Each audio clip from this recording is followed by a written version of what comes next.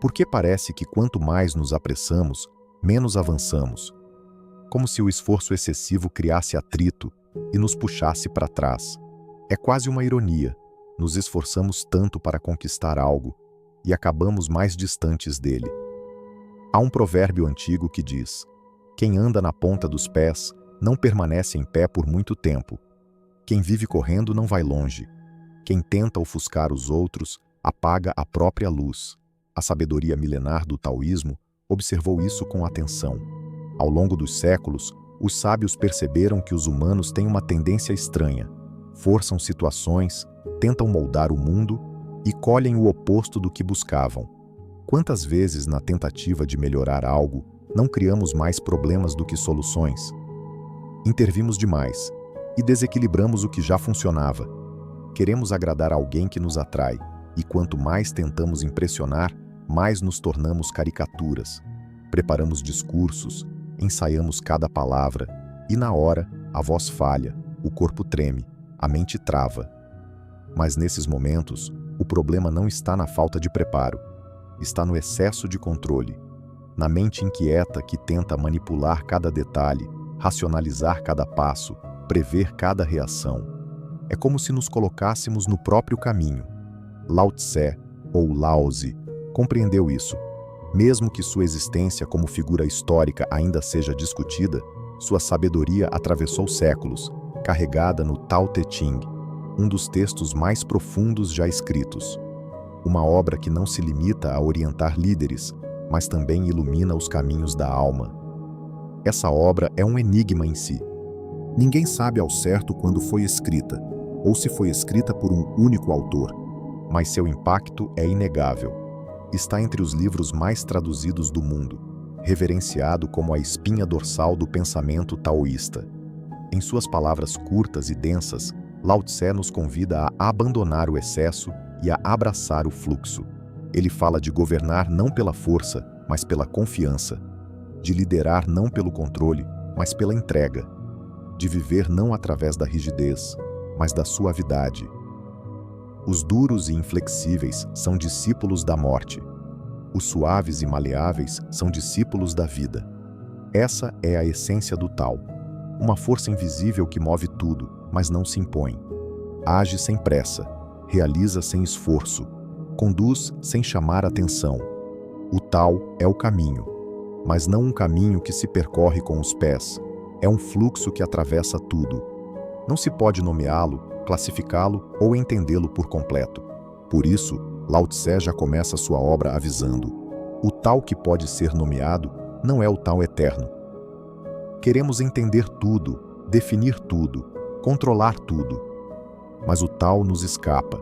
Ele está presente, justamente porque não tenta aparecer. Ele guia, porque não tenta comandar. E quanto mais tentamos agarrá-lo, mais ele se desfaz nas mãos. Então, como viver em harmonia com essa força? A resposta de Lao Tse não é uma técnica, mas uma atitude. Não agir com excesso, não forçar a direção, não se intrometer desnecessariamente no curso natural das coisas. Esse é o ponto onde tudo muda. O Tao não nos convida a desistir da ação, mas a reconfigurar nossa relação com ela. É aqui que entra o Wu Wei, um dos conceitos mais fascinantes e, ao mesmo tempo, mais mal interpretados da filosofia taoísta. Muitos pensam que se trata de não fazer nada, mas essa tradução empobrece seu real sentido. Wu Wei não é inércia, é harmonia com o que já está acontecendo. É agir sem atrito, é permitir que a ação surja do silêncio, não da pressa. É fazer o necessário, sem interferir além da conta.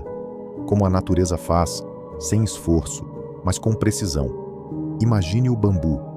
Ele não resiste ao vento, ele se curva. Não por fraqueza, mas porque compreende o movimento. Isso é Wu Wei.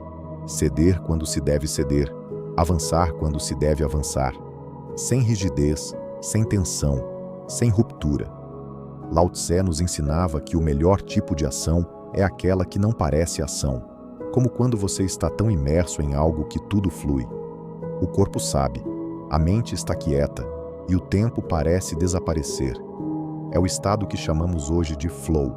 estudado até pela psicologia moderna. Mas muito antes da ciência nomeá-lo, os sábios taoístas já o praticavam. O Wu Wei nos lembra que muitas das nossas angústias vêm do excesso de controle, excesso de expectativas, excesso de vontade de dominar o resultado. E quando a mente está ansiosa, a ação se torna pesada, truncada, artificial. Mas quando confiamos, algo se alinha, como o arqueiro que não pensa no alvo, como o músico que não pensa nas notas, como a criança que brinca, por brincar. Essa leveza é o que o Tao chama de sabedoria. Praticar Wu Wei é mais do que uma escolha filosófica. É uma prática diária de desapego. É abrir mão da ideia de que precisamos estar no controle o tempo todo. É permitir que a ação surja do silêncio interno, não da pressa externa. É como a água, que contorna os obstáculos sem enfrentá-los, e ainda assim chega longe. Wu Wei é não intervir além do necessário. É confiar que o mundo tem sua própria inteligência, que as pessoas sabem se organizar, que nem tudo precisa de nossa mão. Lao Tse dizia que o melhor governante é aquele cuja presença quase não se percebe. Ele lidera com leveza, não com imposição. Age quando necessário e só. Confia no processo. E muitas vezes, ao não interferir, permite que as soluções surjam por si mesmas. Nosso impulso moderno é o oposto disso. Queremos respostas imediatas, resultados sob controle, rotas calculadas. Mas esse excesso de intervenção cria ruído, como um maestro que grita com a orquestra e não percebe que está fora do compasso. Lao Tse escreveu: "Você quer governar o mundo e controlá-lo? Não acredito que isso possa ser feito. O mundo é um vaso sagrado, não deve ser tocado com agressividade. Se tentarmos segurá-lo com força, ele escapa. Se tentarmos moldá-lo, ele se quebra." Por isso, Wu Wei exige coragem. Coragem para não interferir o tempo todo. Coragem para soltar o controle. Coragem para deixar o mundo ser como ele é. E descobrir que, muitas vezes, isso é o suficiente. O sábio para Lao Tse é aquele que volta a ser um bloco de madeira não esculpido. Uma metáfora para o estado original do ser. Simples, íntegro, sem ornamentos, sem máscaras. Um estado de mente receptivo, atento, livre da ânsia de dominar. Na prática, isso significa abandonar o caos mental, deixar de alimentar pensamentos fragmentados, comparações, expectativas, voltar ao presente, respirar, estar inteiro no agora, sem tentar acelerar ou prever. A arte de não tentar não é passividade, é sabedoria em ação. É saber que, às vezes, tentar demais é justamente o que impede que algo aconteça. É reconhecer que o rio corre melhor quando não tentamos mudar seu curso. Da próxima vez que estiver diante de um obstáculo, experimente o oposto do impulso habitual. Não tente controlar. Não tente forçar. Observe. Escute. Confie.